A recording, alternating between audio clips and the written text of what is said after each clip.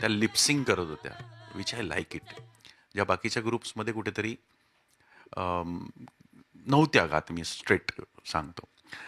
बिगिनिंगला काय झालं सर, तुम्ही ढोलकी वाजवली नसती तर जास्त बरं झालं असतं.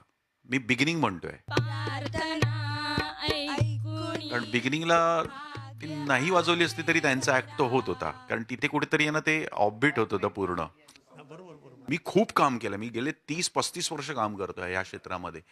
पण तरी सुद्धा मला असं वाटतं की अरे हे येत नाही मला, अरे बापरे हे काय, ह्यानी गाठोडं कुठून नवीन केलं काहीतरी. तर काही ज्या गोष्टी तुम्ही केल्यात, त्या बस फुकडीचे प्रकार वगैरे, हे माझ्यासाठी अरे बापरे, ह्या स्त्रिया करू शकतात म्हणजे काय ताकद लागते हे करण्याकरता. हे फार महत्वाचं असतं. की खूप छान वाटलं काही गोष्टी मला.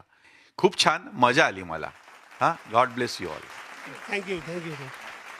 तर आपली ही स्पर्धा अतिशय रंगतदार होत चाललेली आहे. मात्र या स्पर्धेच्या पुढच्या टप्प्यात जाण्याआधी आपल्या ज्या स्पर्धेला परीक्षिका लाभलेल्या आहेत, मानसी यांचा एक नवा चित्रपट येतोय. आपण त्यांच्याकडूनच त्यांच्या या नव्या चित्रपटाबद्दल जाणून घेऊयात.